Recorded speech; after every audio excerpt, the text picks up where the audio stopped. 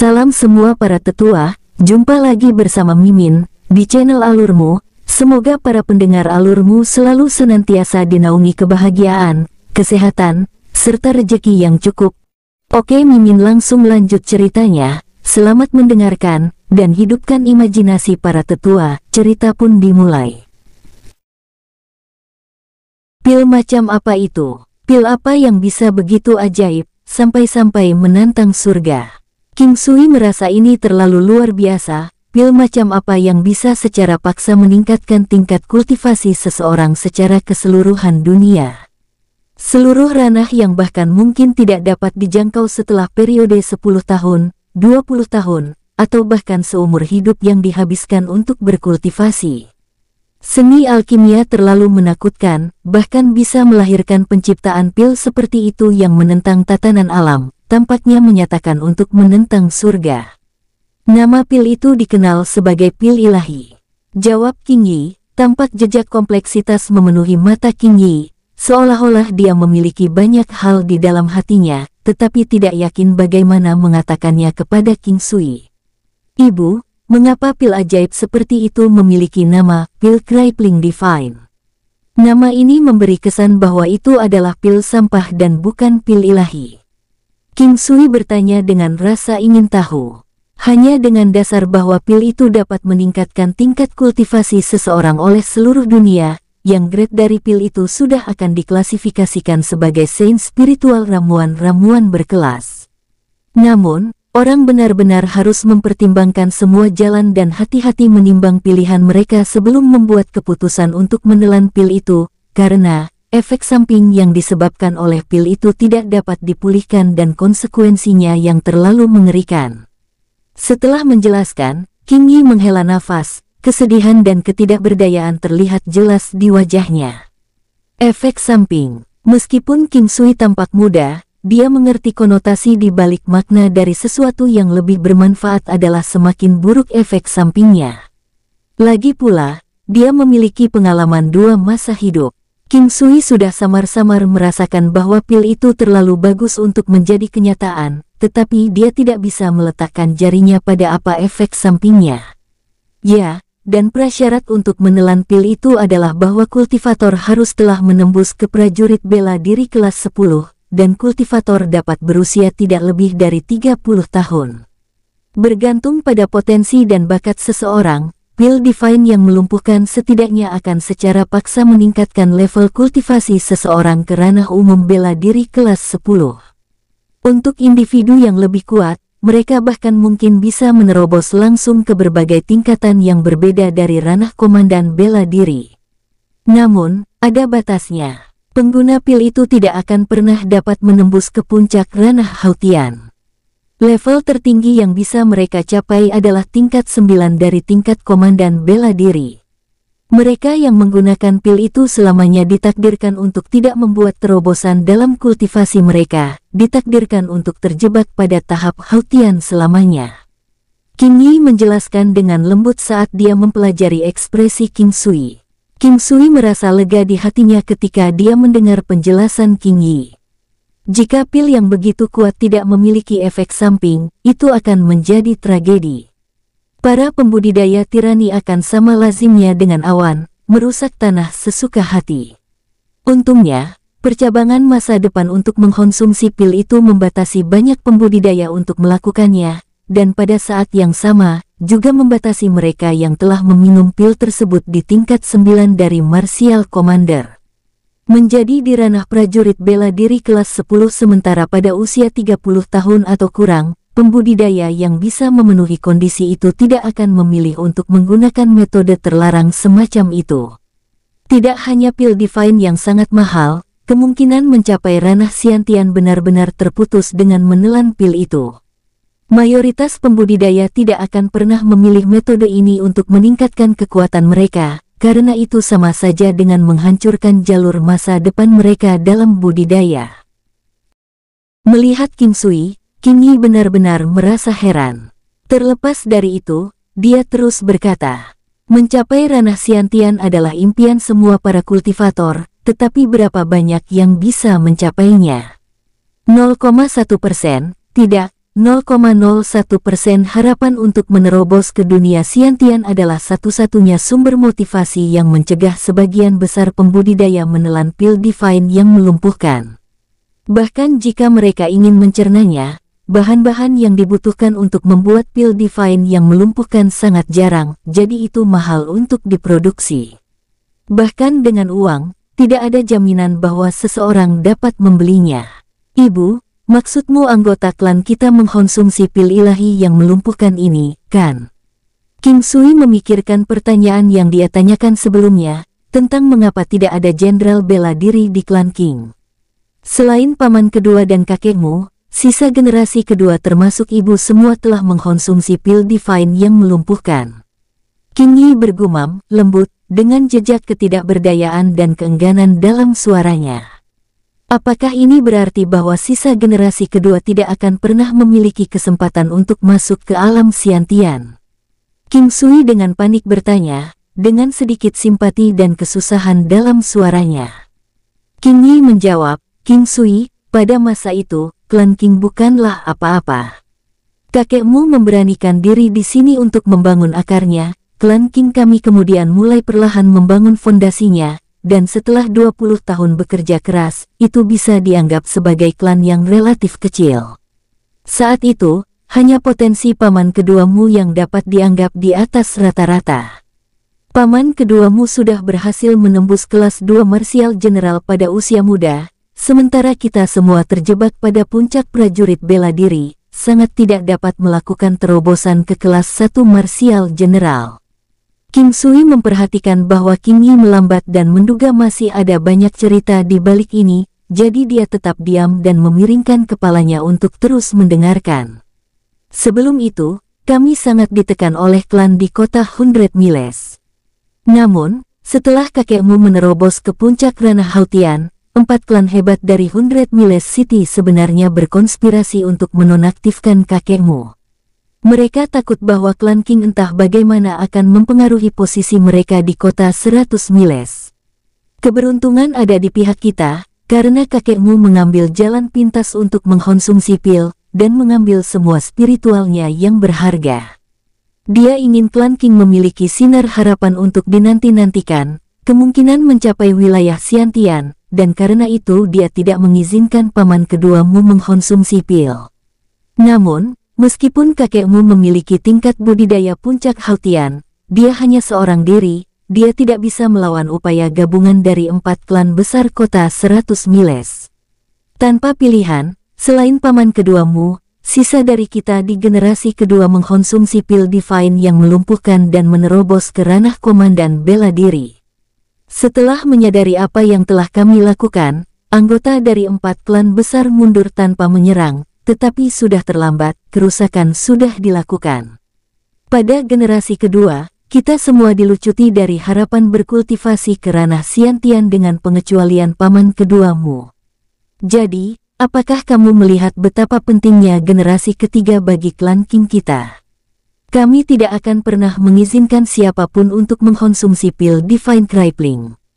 Tidak heran itu disebut pil Divine Crippling. Sifat menguntungkan dari itu dapat diklasifikasikan sebagai mistik, hampir seperti dewa, tetapi pada saat yang sama itu hanyalah pil sampah. Khususnya dalam klan besar, tidak ada cara kepala klan mau membiarkan keturunannya mengkonsumsi obat jenis itu, sehingga memutuskan jalan mereka ke ranah Xiantian.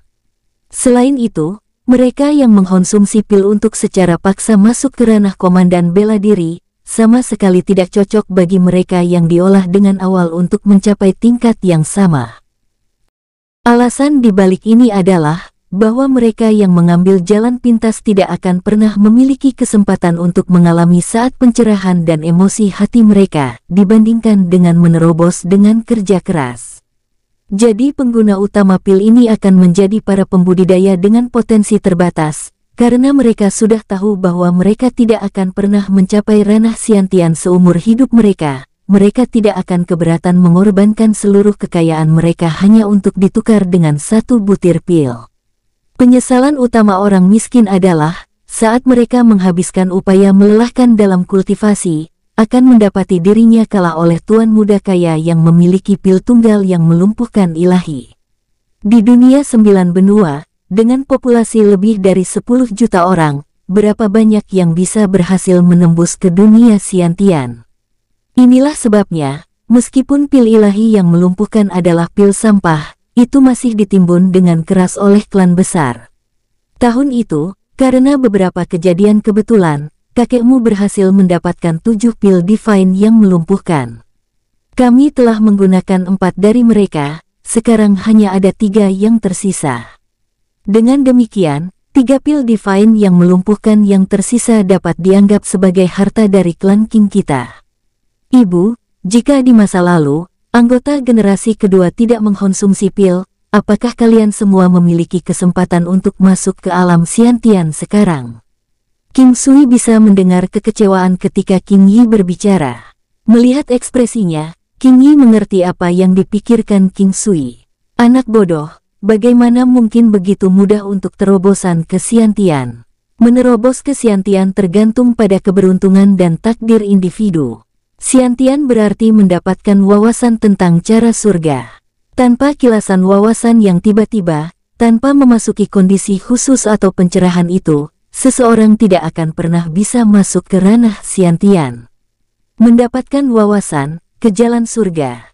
Pikiran berputar dalam pikiran King Sui saat dia mendengar hal itu. King Sui mengingat keadaan pencerahan yang sebelumnya dia capai, dan dia tahu benar manfaat luar biasa yang berasal darinya.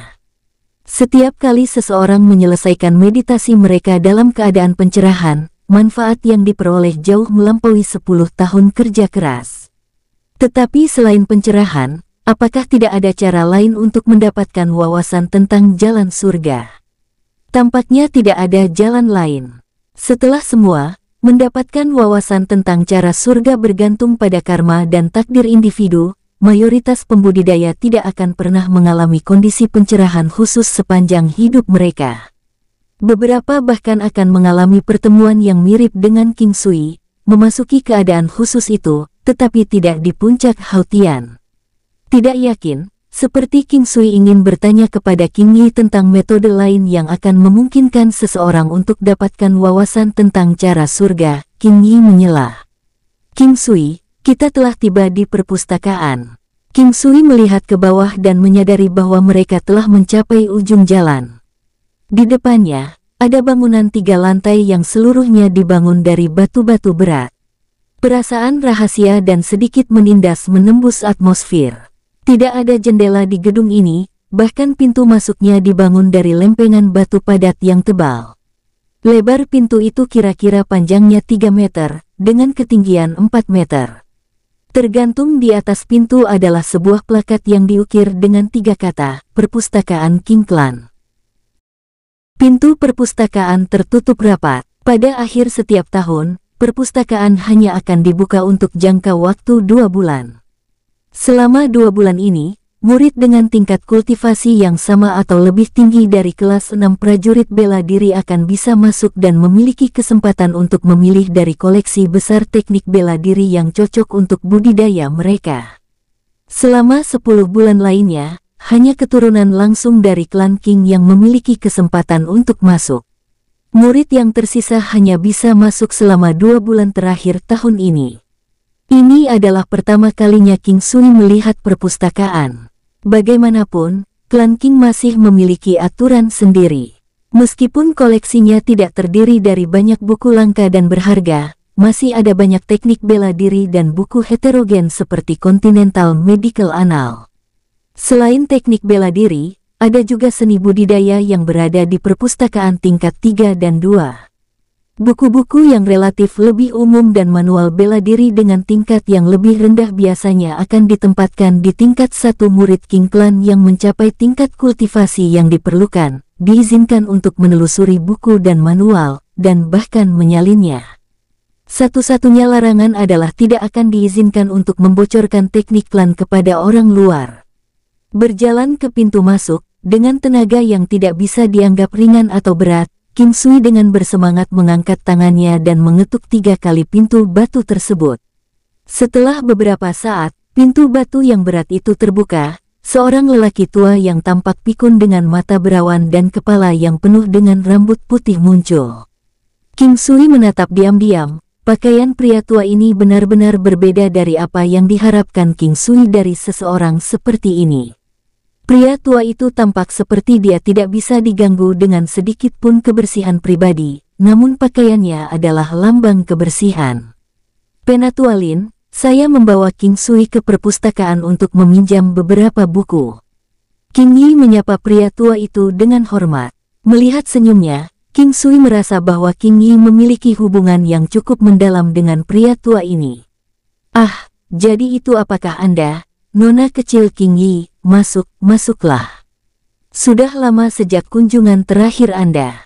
Penatua Lin dengan hangat tersenyum. Setelah mengatakan itu, dia melirik King Sui. Pandangan berawan di matanya digantikan oleh contoh yang jernih, tetapi dengan cepat memudar kembali normal. Jadi Anda King Sui, bagus, sangat bagus. Elder Lin dengan wajah penuh senyum, memuji King Sui 2 kali berturut-turut. King Sui merasa sangat terkejut, karena dia tahu bahwa Penatua Lin jarang memuji orang. Bahkan King Zi atau King yang jenius Anda belum pernah menerima pujian darinya sebelumnya. Kakek Lin, King Sui menyambut Anda. King Sui membungkuk rendah ketika dia dengan hormat menyambut Penatua Lin. Anak muda. Hahaha, Penatua Lin karena Tuhan tahu apa alasannya, bibirnya melengkung sambil tersenyum.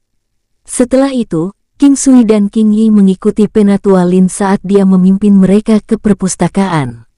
Saat mereka masuk, King Sui menyadari bahwa ruang di dalamnya jauh lebih besar dari yang dia bayangkan sebelumnya, dan hampir tidak ada cahaya alami di perpustakaan. Satu-satunya sumber cahaya dipancarkan oleh beberapa panel mutiara jadestone yang menempel di dinding. Cahaya yang dipancarkan mutiara itu lembut, tetapi cukup bagi pengguna perpustakaan untuk membaca apa yang mereka inginkan dengan jelas. Melewati panel mutiara jadestone adalah deretan rak buku kayu yang tampak kuno. Dari pandangan awal, bahan kayu yang digunakan dalam konstruksi rak buku tampak tua dan bobrok. Tetapi setelah diamati lebih dekat, kayu itu sebenarnya tebal dan berat, memberikan kesan yang solid dan tahan lama kepada para pengamat. Dengan setengah itu kembali ke belakang, dan postur membungkuk itu, Penatua Lin tampak begitu tua, orang hampir bisa mengira dia fosil. Dikatakan bahwa Penatua Lin telah menjadi penjaga perpustakaan King Clan sejak puluhan tahun yang lalu. Penatua Lin, saya ingin meminjam beberapa buku tentang pengetahuan medis dasar untuk King Sui, ucap King Yi. Penatua Lin perlahan-lahan berjalan ke sudut perpustakaan yang tidak mencolok, dan mengeluarkan beberapa buku yang tertutup dengan debu. Dia sedikit menepuk-nepuk buku untuk memindahkan debu dan kembali. Selama seluruh proses di mana Penatua Lin mengambil buku-buku itu, King Sui terus-menerus memantau pergerakan Penatua Lin. Dia memiliki intuisi bahwa penjaga perpustakaan ini, Penatua Lin, bukanlah orang tua yang pikun dan bingung. King Sui merasa bahwa orang tua ini di depannya sebenarnya adalah ahli yang sangat kuat. Tapi setelah pikiran itu terlintas di benaknya, King Sui diam-diam menertawakannya. Bagaimanapun, yang terkuat di klan King adalah King Luo, seberapa kuat Penatua Lin. Selama 40 tahun, buku-buku ini baru saja berbaring di sana mengumpulkan debu, tidak ada seorang pun yang bahkan akan berkenan untuk melihat buku-buku itu. Lupakan saja, Anda tidak perlu mengembalikan buku-buku itu setelah selesai.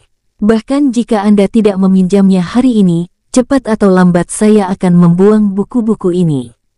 Karena tidak ada seorang pun di klan King yang pernah membacanya, maka ambillah.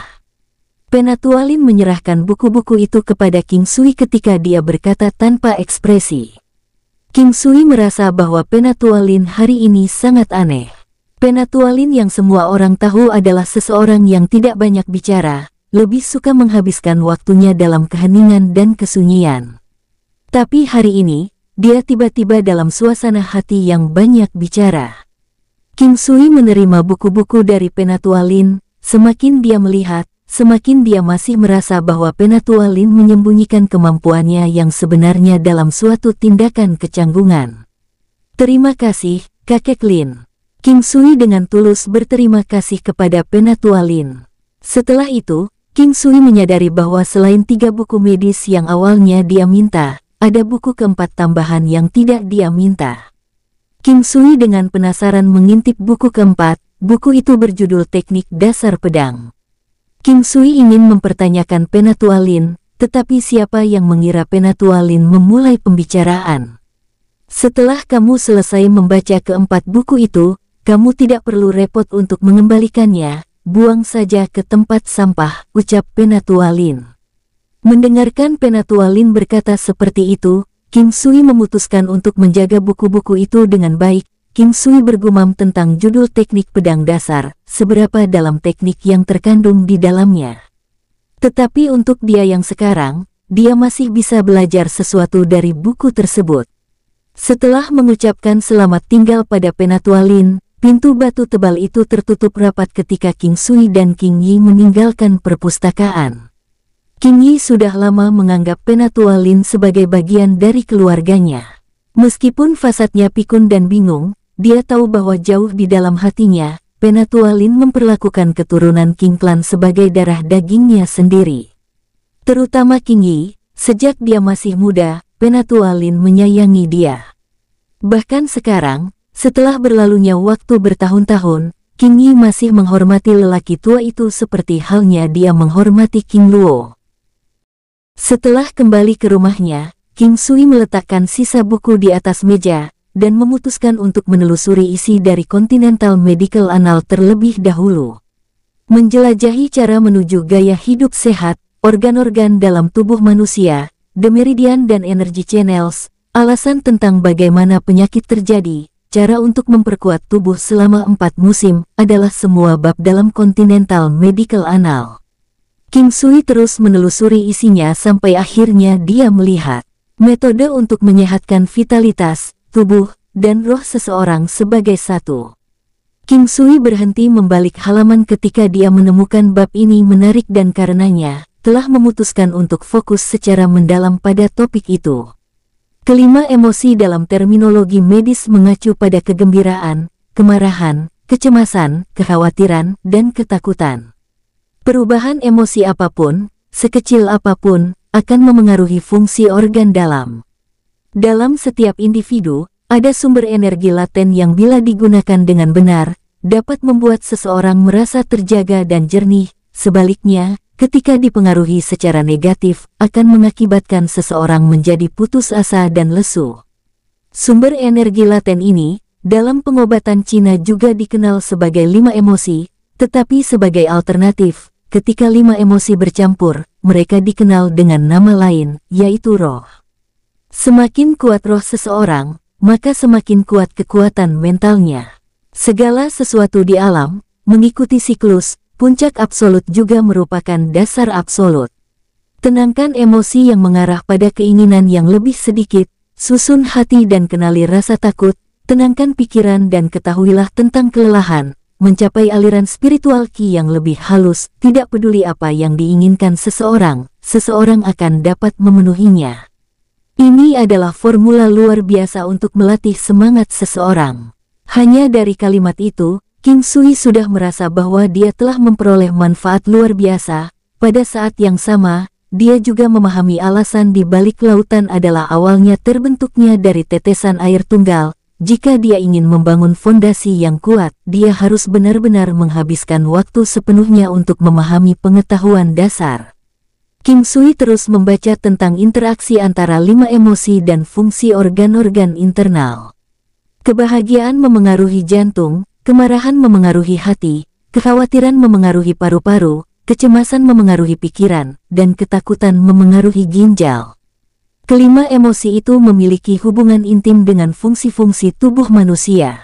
Roh juga sangat penting. Semakin kuat semangat, semakin kuat kekuatan mental seseorang. Akan selalu tetap tenang dalam menghadapi bahaya, menangani urusan dalam keadaan tenang. Atribut ini hanya akan muncul pada manusia dengan semangat yang kuat. Di samping King Sui, King Yi melihat bahwa King Sui tenggelam dalam kondisi konsentrasi itu. Kebahagiaan berkembang di hatinya, tetapi dia menggelengkan kepalanya tanpa daya. King Yi tidak ingin putranya jatuh terlalu keras. Apakah dia keliru ketika dia memutuskan untuk memperkenalkan King Sui ke jalur alkimia? Setelah dia menemui beberapa kendala yang menyebabkan dia tersandung, apakah dia akan bisa melewatinya? King Yi berkata dalam hati pada dirinya sendiri. King Sui terus membaca dengan lebih rinci, seolah-olah dia melupakan bahwa King Yi masih duduk di sampingnya. Orang bisa merasakan gelombang konsentrasi yang dipancarkan dari King Sui dalam fokus yang intens saat dia terus membaca buku. Kelima emosi itu hanya akan menular ke akar penyakit ketika mereka overdraft. Kemarahan berlebihan, dan depresi berlebihan. Pertama-tama akan menyebabkan tubuh memburuk, sebelum merusak roh. Selain merusak roh, emosi negatif dari kemarahan, kecemasan, khawatir, ketakutan juga akan mempengaruhi Yuan Qi seseorang. Yuan Qi, konsentrasi saat dia menemukan istilah itu. Dia mengerti bahwa Yuan Qi juga bisa dikenal sebagai esensi vital. Vital essence adalah sumber energi bagi manusia. Dengan kata lain, vital essence juga Yuan Qi. Jika Yuan Qi seseorang habis, seseorang akan kehilangan nyawanya. Tiba-tiba, King Sui memiringkan kepalanya dan melihat tatapan King Yi yang memandanginya, dan ketika dia memikirkan tindakannya sebelumnya, karena terlalu asyik membaca buku sampai melupakan keberadaannya, King Sui gelisah saat dia menyeringai canggung. Maaf ibu, buku ini hanya terlalu menarik sampai-sampai aku kehilangan diriku di tengah konsentrasi. Jangan khawatir sayang, ibu sangat senang. Lagi pula, pepatah berbunyi, hanya dengan kemauan dan obsesi yang besar, seseorang dapat benar-benar mencapai hal-hal besar. Sepertinya suyerku akan menjadi alkemis hebat di masa depan, King Yi dengan hangat tersenyum. Dalam kata-katanya, dia sengaja menurunkan target untuk King Sui. Dia tidak ingin melihat anak yang keras kepala itu merasa tertekan karena tidak dapat menjadi seorang alkemis. Lagi pula, keseluruhan kekayaan King Clan mungkin tidak cukup untuk menumbuhkan seorang alkemis. King Sui memahami makna di balik ungkapan King Yi dengan sempurna. Di masa lalu ketika dia masih muda, bahkan ketika menghitung pengalaman dan usianya dari dunia sebelumnya, paling banyak King Sui hanya bisa dianggap sebagai anak setengah dewasa. Pikiran dan mentalitasnya belum matang. Dia hanya bisa membenci langit karena tidak adil, memberinya konstitusi yang lemah, dan menempatkan rintangan yang sangat besar di jalannya menuju kultivasi. Namun, King Sui sekarang telah belajar banyak dari pengalamannya.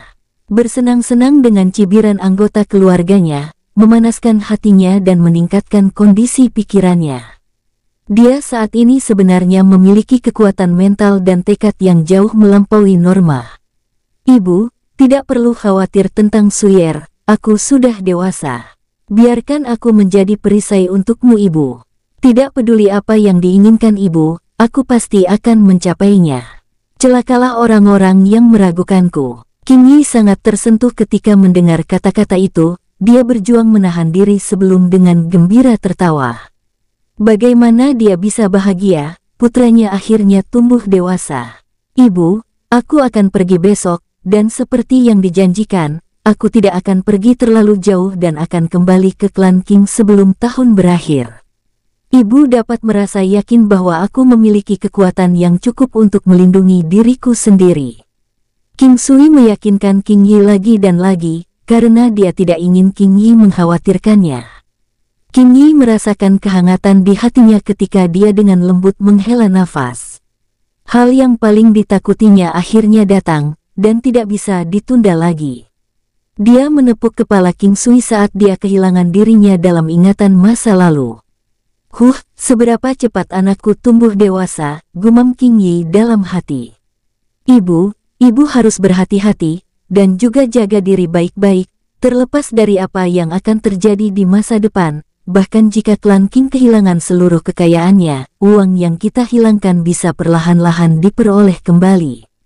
Tolong ingatkan kakek untuk tidak menjadi impulsif, aku hanya ingin kalian semua aman. King Sui dengan muram mengingatkan King Yi, dengan ketulusan di matanya. Air mata mengalir di wajahnya saat King Yi terisak diam-diam. King Sui mengerti bahwa dia tanpa sadar teringat akan pria itu, pria yang adalah ayahnya, pria yang telah meninggalkan mereka. Melihat ekspresi sedih dan tak berdaya di wajahnya, King Sui mengertakkan gigi dan diam-diam bersumpah. Aku harus mencari ganti rugi cepat atau lambat, dan dengan cepat mendapatkan kekuatan untuk mencapai keinginan dalam hati ibu. Dari ocehan yang King Yi lontarkan kepada pria itu ketika King Sui masih bayi, King Sui tahu bahwa ayahnya mungkin dari klan yang sangat kuat. Bagaimanapun, dia tahu bahwa bahkan jika dia dapat meningkatkan kekuatannya, kecuali jika dia membuat terobosan ke ranah Xiantian, masih akan sangat sulit baginya untuk bertarung melawan klan kuno yang telah ada selama lebih dari 1000 tahun. Keesokan pagi harinya, King Sui membuka matanya, senyum ceria menggantung di bibirnya. Akhirnya, King Sui berhasil mencapai 48 siklus sirkulasi Qi peraktivasi teknik penguatan kuno, seolah-olah semua pori-porinya menggigil kegirangan. Sejak 5 tahun yang lalu, King Sui terjebak di kemacetan di puncak lapisan surgawi ketiga teknik penguatan kuno. Selama 5 tahun terakhir ini, dia tidak malas sama sekali. Dia masih terus-menerus berlatih kultivasi setiap hari, dan sekarang dia akhirnya memiliki sesuatu untuk ditunjukkan untuk semua usahanya. Sejak 5 tahun yang lalu, ketika dia berada di puncak lapisan surgawi ketiga, dengan setiap aktivasi teknik penguatan kuno, King Sui akan dapat mengedarkan Qi-nya hingga 36 kali. Dia saat ini, meskipun masih terjebak di puncak lapisan ketiga, sebenarnya bisa siklus Qi-nya lebih dari 48 kali per aktivasi. Melalui kemacetannya, King Sui menemukan bahwa dengan setiap siklus tambahan Qi sirkulasinya, semakin kuat kekuatannya. Ini mungkin satu-satunya penghiburan baginya karena dia masih tidak bisa menembus lapisan surgawi keempat teknik penguatan kuno. Siapa tahu, hanya dengan meningkatkan kekuatan fisiknya, mungkin suatu hari dia mungkin bisa menembus kemacetannya. Seperti orang yang sekarat mencengkeram sedotan untuk menyelamatkan hidupnya, King Sui tidak bisa mengabaikan kemungkinan itu terjadi tidak peduli seberapa rendah kemungkinan itu. Selama 5 tahun terakhir ini, meskipun King Sui hanya berhasil meningkatkan jumlah sirkulasi dari 36 siklus menjadi 48 siklus, dia harus melakukan upaya 100 kali lipat dari yang lain. Hanya dengan peningkatan 12 siklus sirkulasi ini, kekuatannya langsung ditingkatkan dari kemampuan mengangkat 10.000 kg menjadi 13.000 kg, perkiraan peningkatan kekuatan sekitar 30%. Jika dia bisa berkultivasi ke titik di mana dia bisa bersirkulasi 108 siklus atau lebih per aktivasi, King Sui bahkan tidak berani membayangkan bagaimana tirani kekuatannya. Cara mengedarkan Qi ini berasal dari teknik penguatan kuno, tampaknya untuk King Sui bahwa tidak ada puncak, atau lebih akurat, tidak ada batasan untuk jumlah maksimum siklus yang dapat diolah. Tetapi hanya dengan meningkatkan 12 siklus sebenarnya membutuhkan waktu 5 tahun. Dia tidak tahu berapa lama untuk berkultivasi hingga tahap ke-108. Sayangnya, dia tidak dapat menerobos ke lapisan surgawi keempat teknik penguatan kuno. Jika dia bisa melakukannya, tidak perlu baginya untuk secara perlahan meningkatkan jumlah sirkulasi. Dia akan secara langsung menerima peningkatan besar dalam kekuatan. Setelah semua lapisan surgawi keempat dapat dianggap sebagai tingkat menengah teknik penguatan kuno, itu adalah dunia yang sama sekali berbeda jika dibandingkan dengan sebelumnya. Melompat dari tempat tidurnya, King Sui membuka pintu kamarnya, berjalan menuju halaman belakangnya tepat saat matahari terbit. Sejak dia bisa menumbuhkan teknik penguatan kuno, dia telah menjadi pembudidaya yang paling rajin dan berdedikasi di seluruh klan King. Mungkin itu karena simbol Yin Yang di dalam lautan kesadarannya yang terus-menerus memberi nutrisi pada dirinya, roh dan jiwa, tetapi King Sui memiliki ketabahan dan kekuatan mental yang sangat baik jika dibandingkan dengan orang lain. Dirinya saat ini hanya membutuhkan 2 jam tidur per hari. Sisa waktu ketika King Sui terjaga, hampir semuanya dihabiskan untuk berkultivasi. Meskipun demikian, dia tidak dapat melepaskan label sampah, hanya mengapa dia tidak bisa menerobos. Meskipun kekuatannya yang sebenarnya saat ini dapat dianggap di puncak ranah martial warrior, sedikit kekuatan ini bahkan tidak bernilai kentut di matanya. Hanya dengan kekuatan yang cukup, dia dapat melakukan apa yang diinginkannya, dan melindungi hal-hal yang ingin dia lindungi. Tapi mengapa dia masih tidak bisa menerobos? Apa yang telah dia lakukan untuk mendapatkan ini? King Sui tersenyum pahit saat dia tiba di halaman yang luas. Pikirannya kemudian melayang ke berbagai pertemuan yang dia miliki setelah dia mulai menumbuhkan teknik penguatan kuno, Solitary Rapid Fist.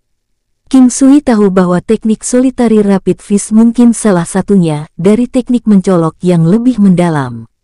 Keahliannya dalam mengeksekusi Solitary Rapid Fist telah mencapai tingkat yang tak terduga, hampir sampai pada titik kesempurnaan.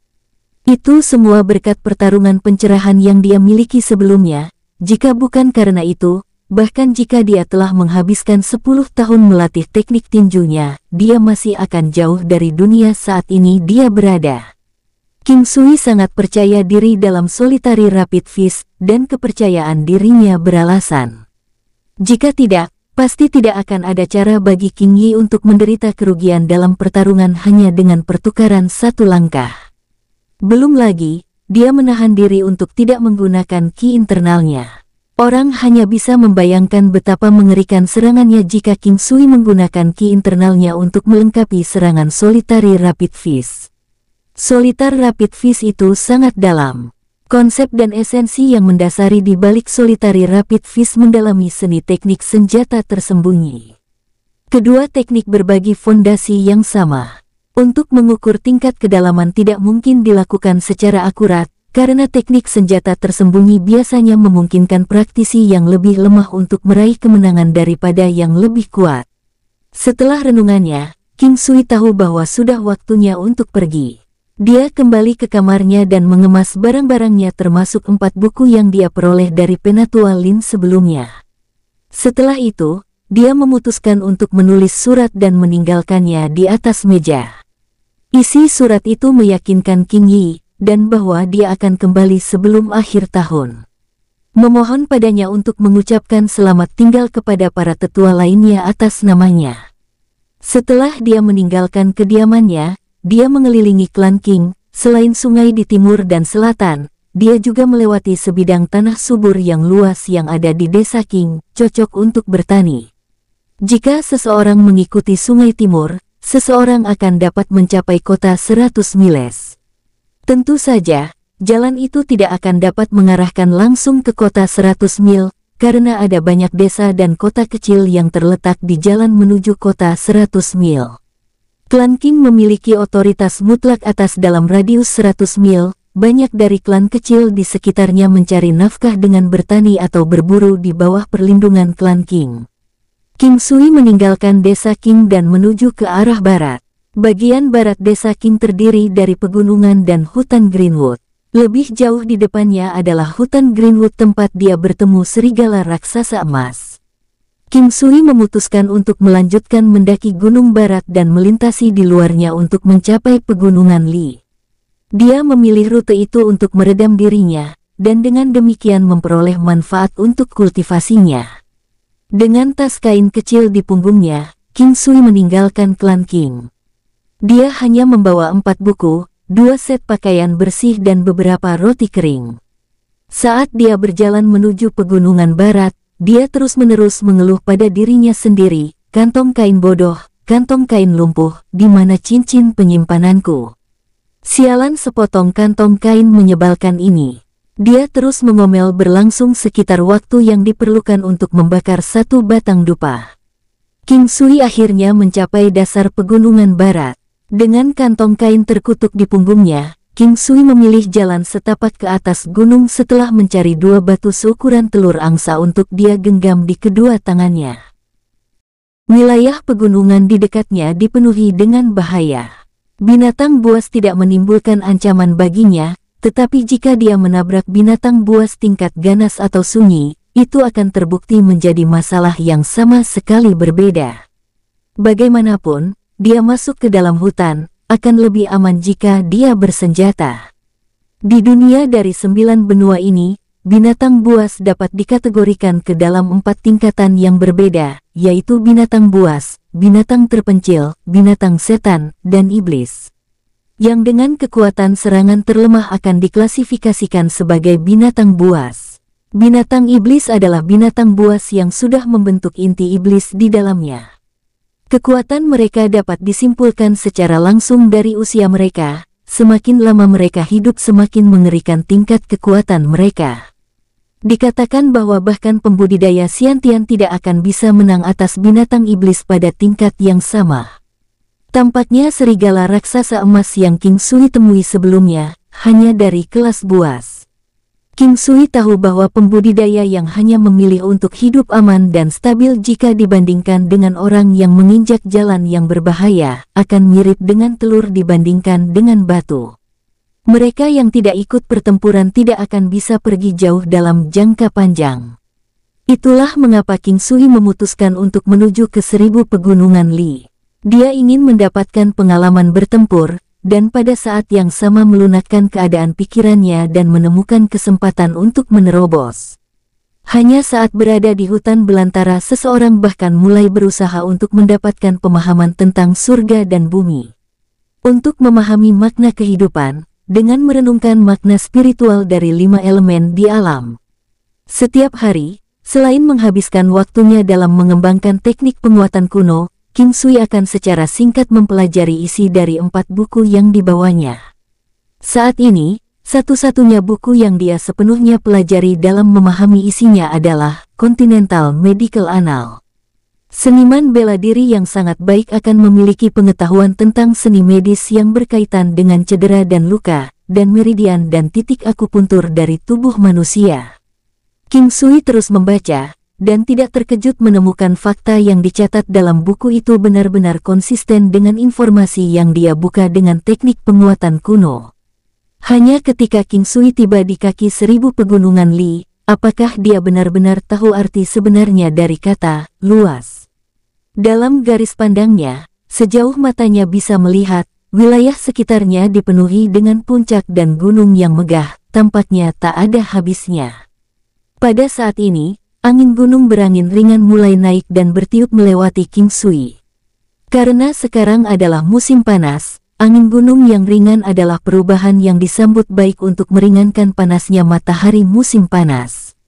King Sui mulai melintasi jalur gunung dengan mengeksekusi teknik langkah hantu.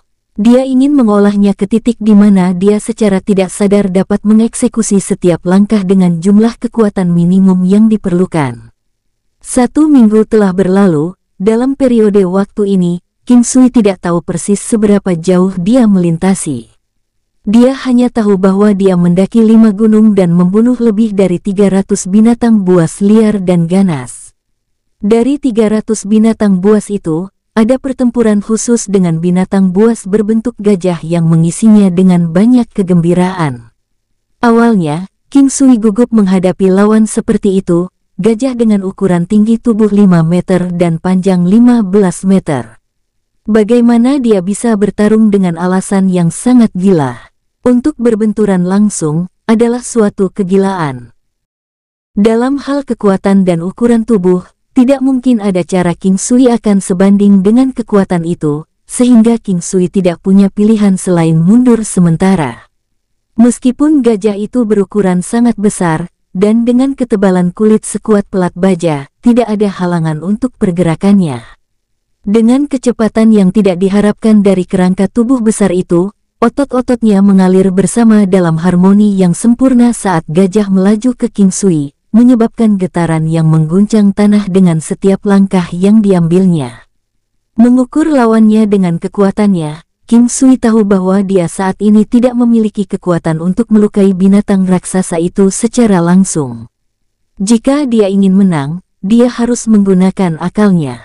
Maju dalam kedok retret, dengan menggunakan langkah hantu, King Sui memancing gajah melalui serangkaian gerakan liar sebelum secara strategis memasukkannya ke titik dekat tebing. Menggunakan kecepatan dan kelincahannya, King Sui menggunakan teknik langkah hantu untuk menghindari serangan membunuh yang dilepaskan gajah itu. Beberapa saat kemudian, dia muncul di belakang gajah dan dengan kekuatan ledakan penuh, dia melemparkan tinju yang mengarah ke salah satu kaki belakang gajah itu. Dia berhasil dalam usahanya untuk mendorong gajah dari tebing. Suara benda jatuh bergema saat binatang gajah itu jatuh dengan tangisan tragis yang dipenuhi dengan amarah dan kesengsaraan. Setelah melirik mayat raksasa di kaki gunung, King Sui melihat kedua tangan sendiri. Meskipun dia memiliki kekuatan 13.000 kg, masih membutuhkan kecepatan dan kecerdasan yang tepat untuk melancarkan pukulan terkuatnya. Senyum muncul di wajahnya saat isyarat kemenangan biadab memenuhi hatinya. Jadi begini perasaan penguasa hutan. Dengan menggunakan kekuatan dan akalnya sendiri, dia telah menyebabkan gajah raksasa hancur hingga tidak bisa dikenali.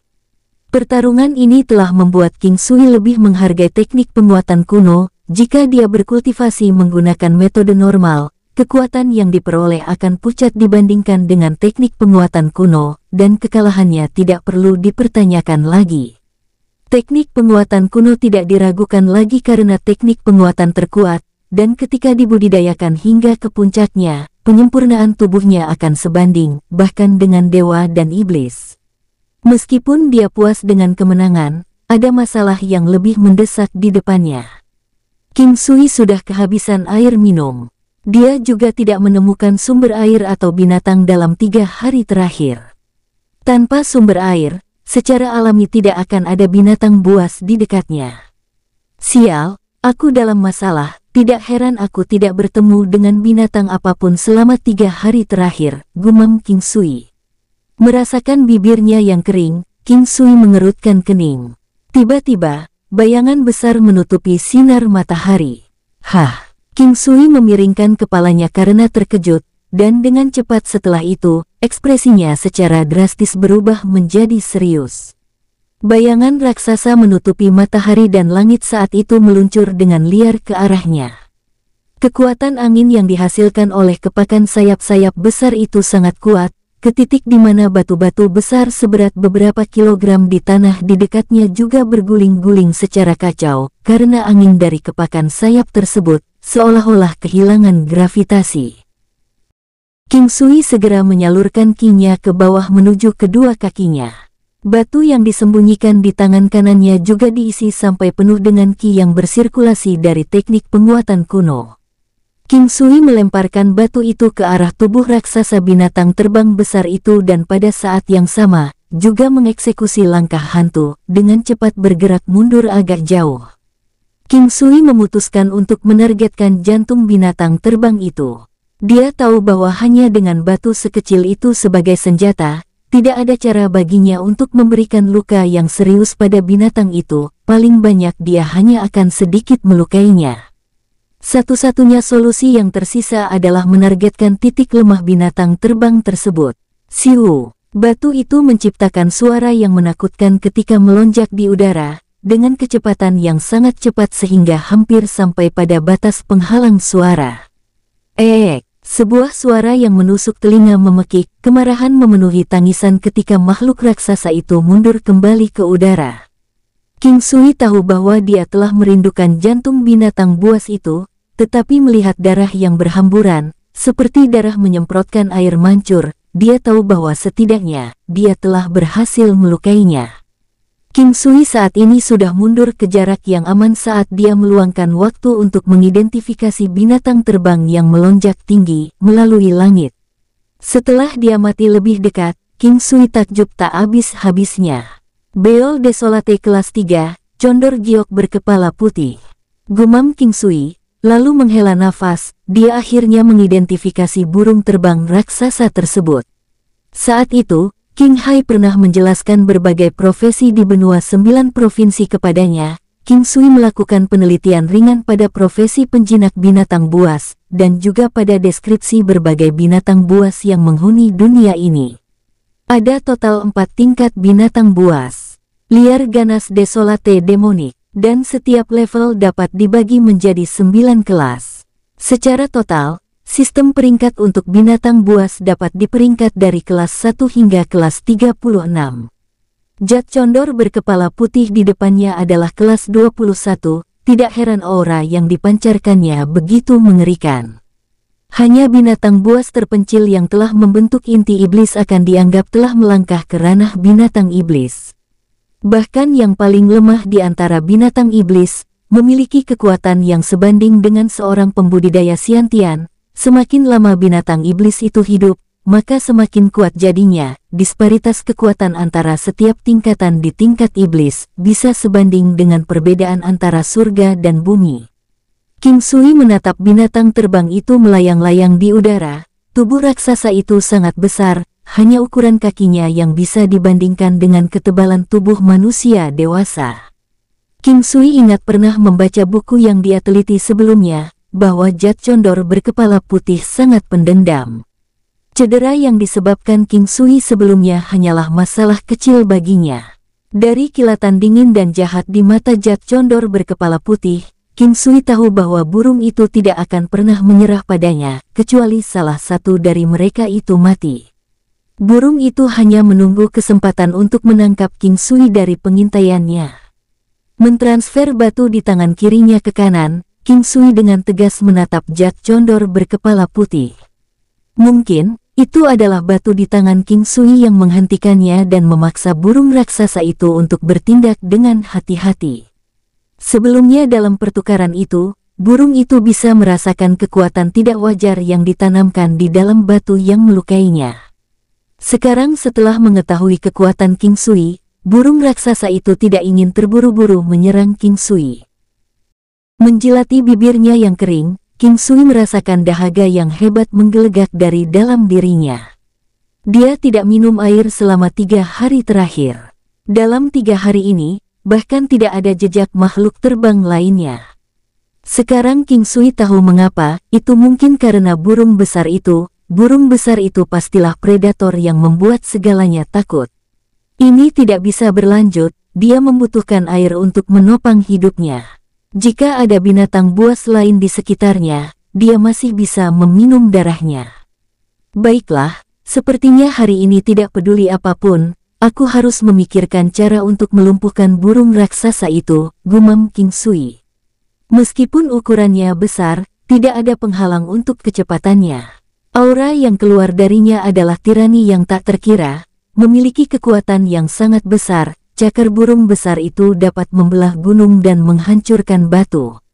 Ada juga sepasang sayap hitam legam, jika aku terkena pukulannya, aku akan hancur menjadi debu. Aku juga tidak boleh mengabaikan paruh burung besar berkepala putih.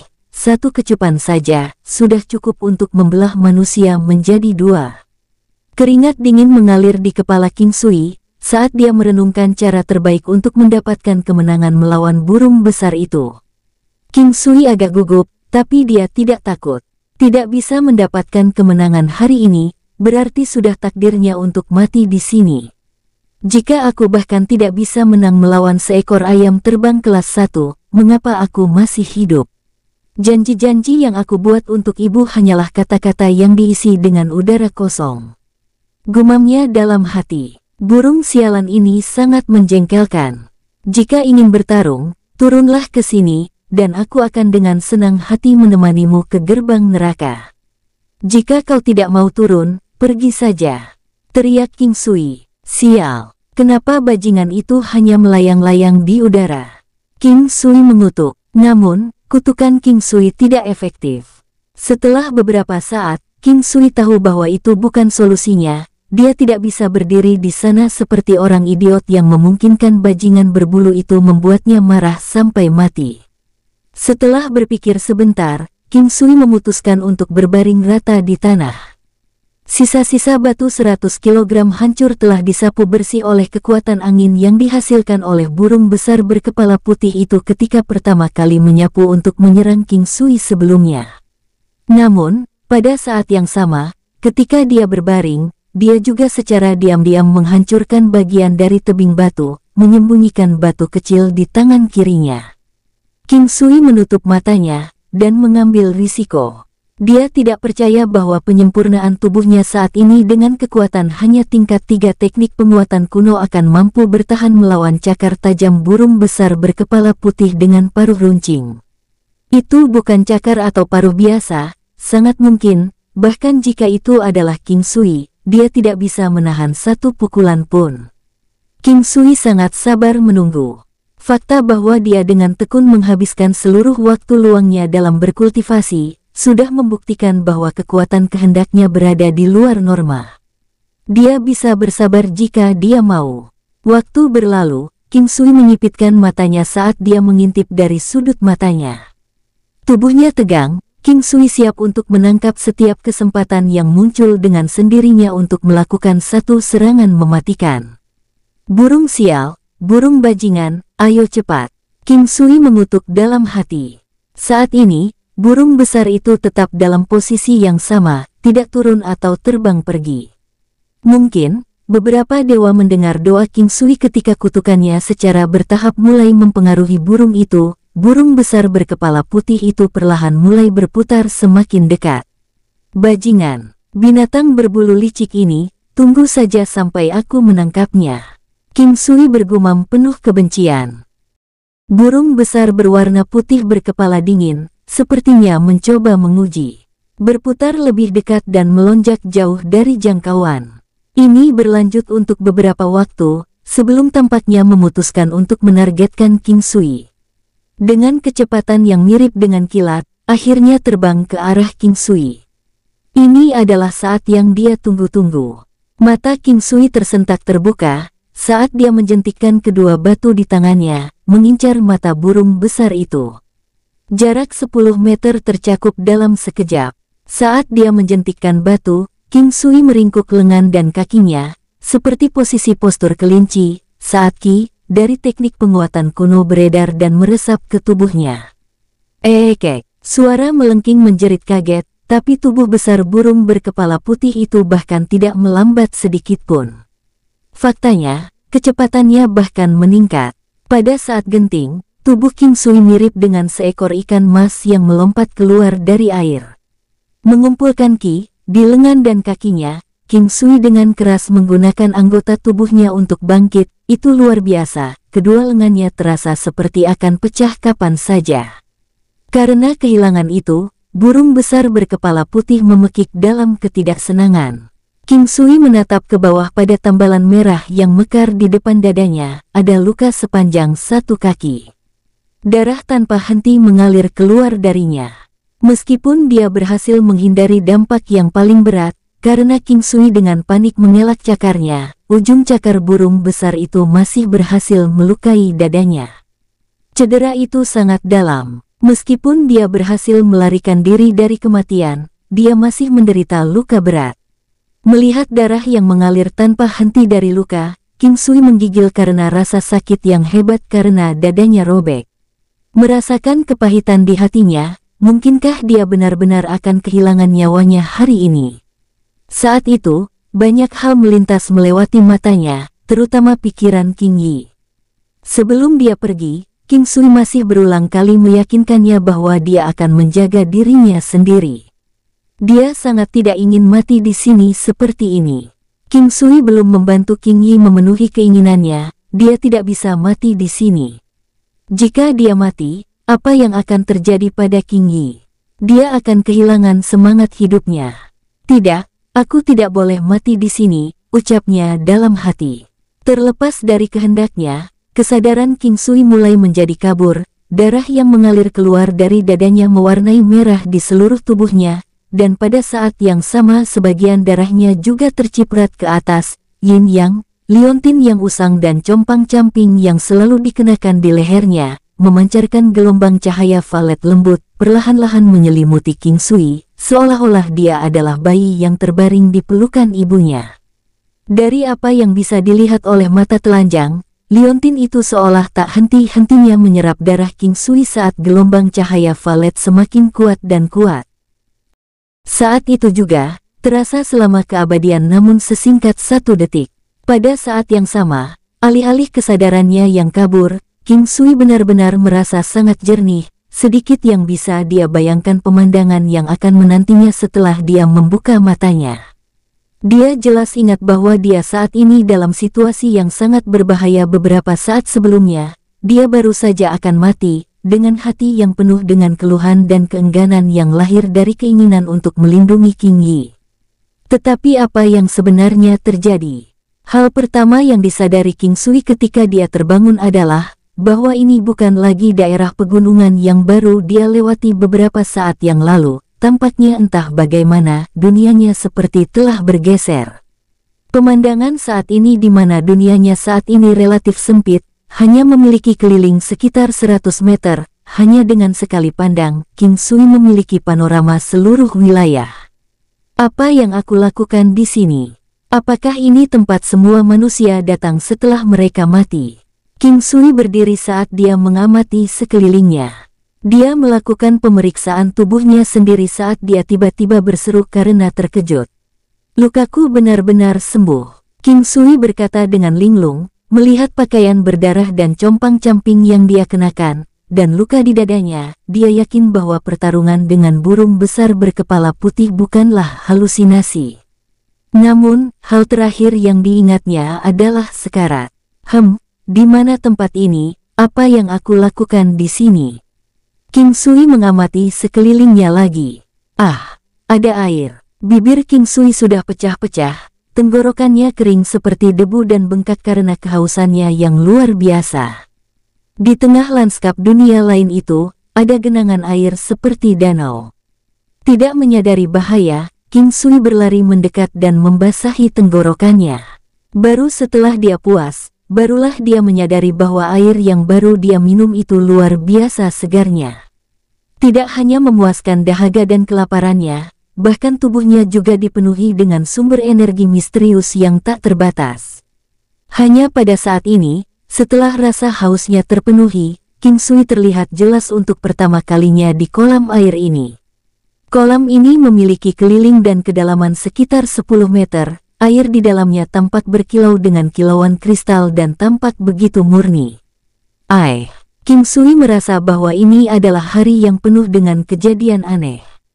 Karena sekarang setelah sadar, dia juga menemukan pohon yang tampak aneh, serta sebuah monumen batu di sisi kolam. Monumen batu itu mengeluarkan aura megah, sama seperti kaisar yang memegang otoritas mutlak dalam dunia ini. Saat King Sui berjalan di depannya, dia melihat bahwa sebenarnya ada prasasti di monumen batu tersebut.